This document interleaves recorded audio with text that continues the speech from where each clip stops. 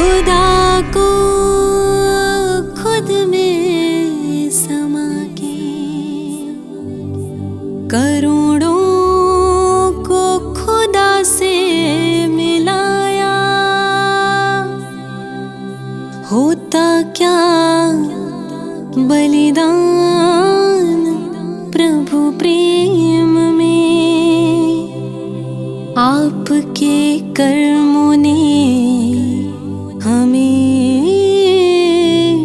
समझाया। 1 जुलाई 1929 का वह स्वर्णिम काल, जब सर्वोच्च रचनाकार परमात्मा शिव ने अपने बगिया के सबसे सुंदर फूल को इस धरा पर भेजा। परिवार वालों ने नाम रखा शोभा। जीवन इतना पाक साफ कि 8 वर्ष की नन्ही आयु में ही उन्हें दिव्य साक्षात्कार होने लगे और 9 वर्ष की आयु तक तो शिव की पार्वती तैयार हो चुकी थी परम पिता पर अपना सर्वस्व न्योछावर करने को। और फिर शुरू हुआ संसार के इतिहास का एक अद्भुत स्वर्णिम अध्याय। संसार दिल पूछे बार बार, कहाँ छोड़ चली संसार सबकी प्यारी दादी गुलजार। बाबा वाली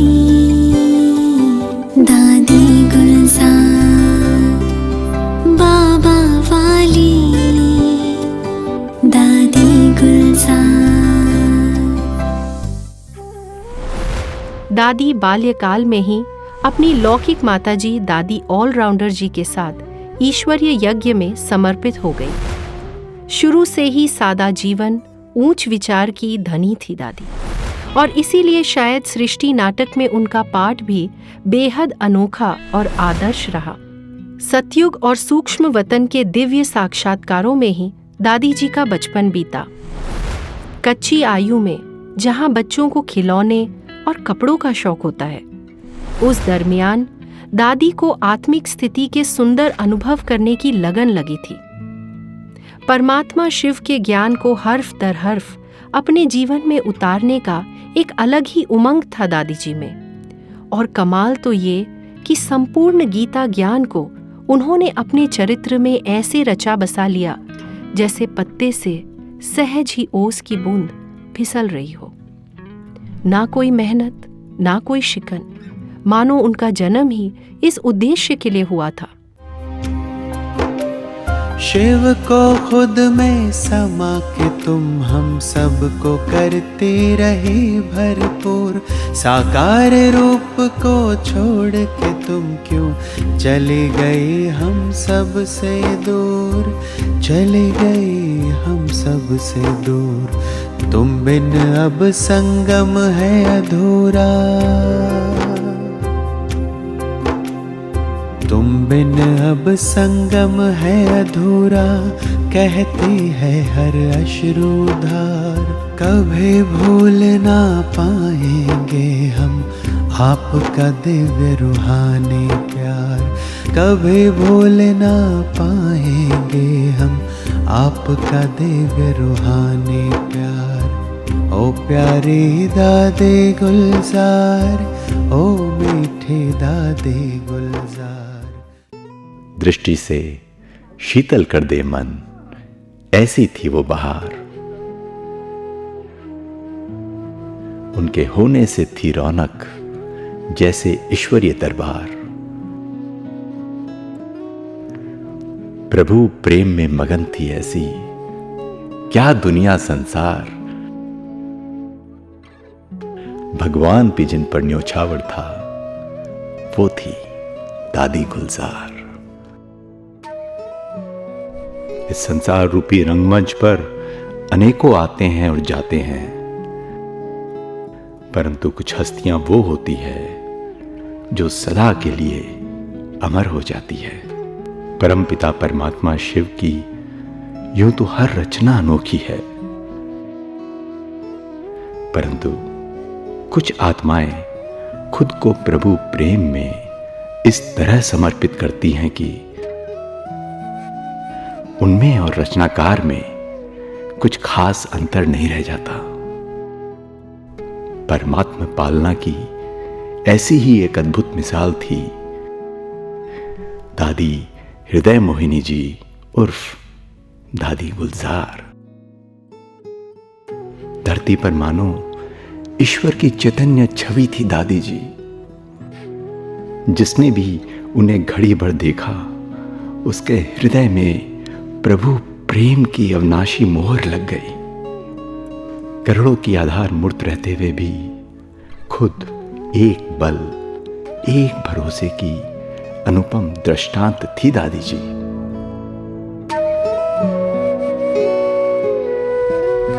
जिनके जीवन का एक एक पल एक उजली दास्तान हो, उनका विश्लेषण कुछ शब्दों में कर पाना मुश्किल ही नहीं असंभव होता है। दादी जी का जीवन अनेकों के लिए प्रेरणादायक रहा है।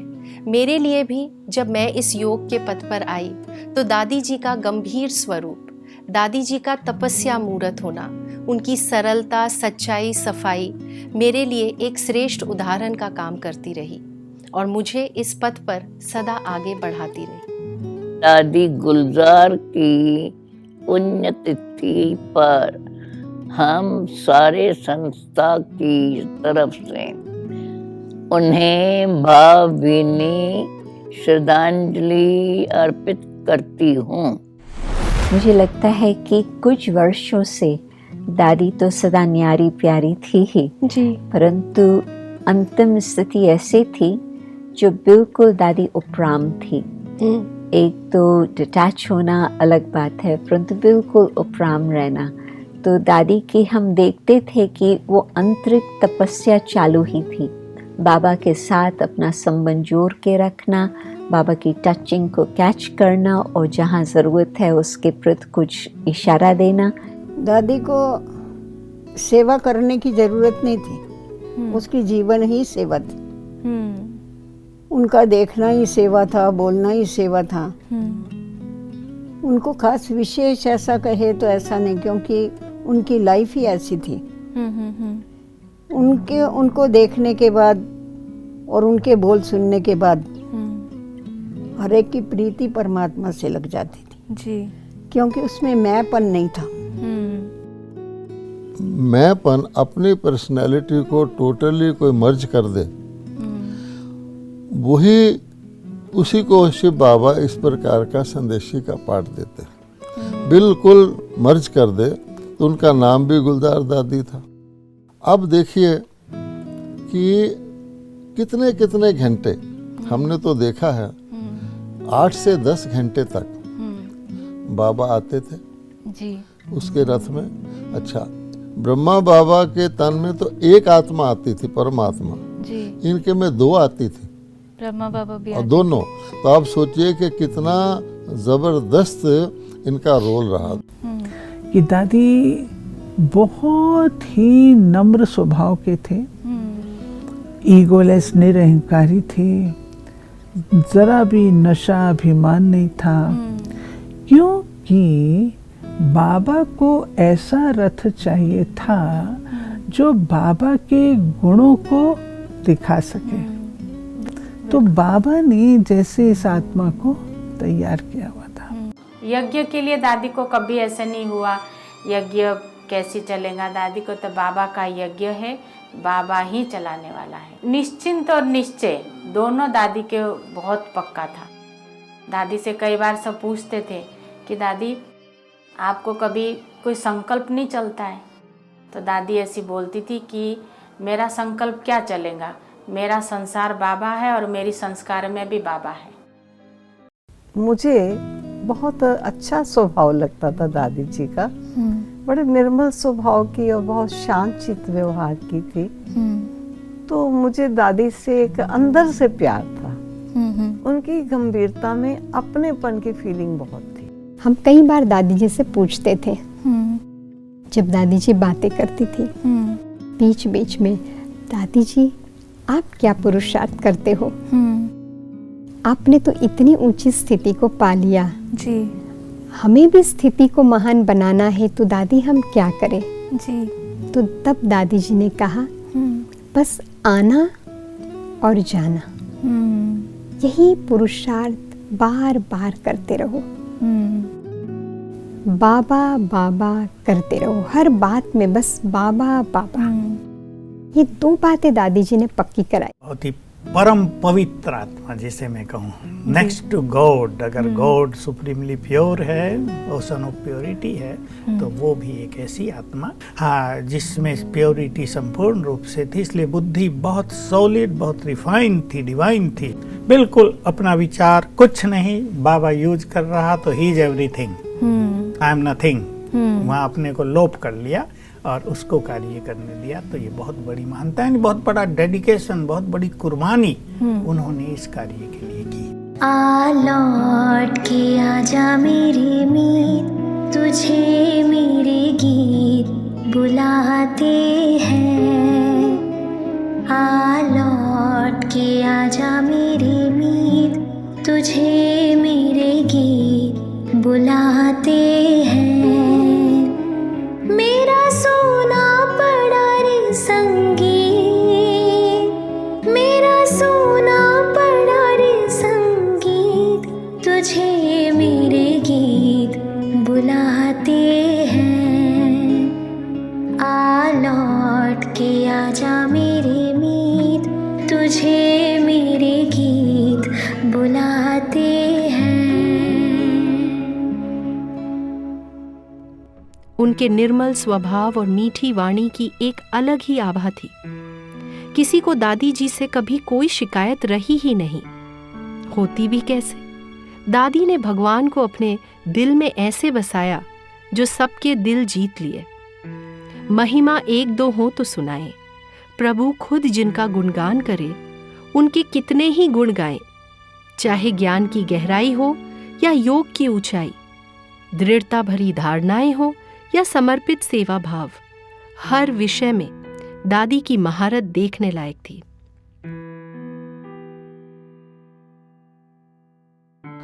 ओ अव्यक्त वतनवासी दादी, तुम्हें मधुबन का कण कण रहा पुकार। याद आ रहा प्रभु मिलन और अव्यक्त पालना का दुलार। चली गई हो स्थूल में, लेकिन लगती हो फिर भी यहीं कहीं। यहीं अव्यक्त लोक में हो दादी, तुम हमसे कहीं दूर नहीं।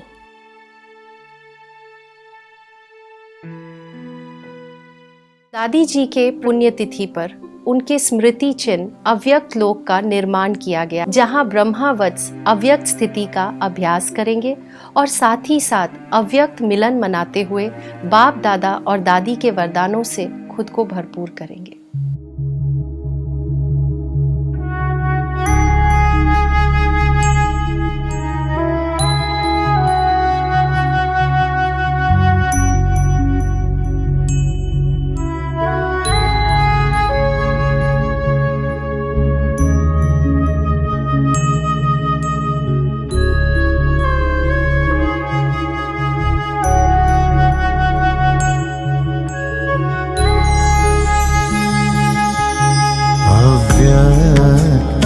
इशारे मिलते हैं, अव्यक्त इशारे मिलते हैं। अव्यक्त हमें बन जाने को, अव्यक्त भान को तज करके, अव्यक्त भान को तज करके, अव्यक्त वतन में जाने को जाने। साकार बाबा की पालना को जीवन में ऐसा किया इख्तियार कि खुद शिव ने उनके तन को बनाया अपना आधार।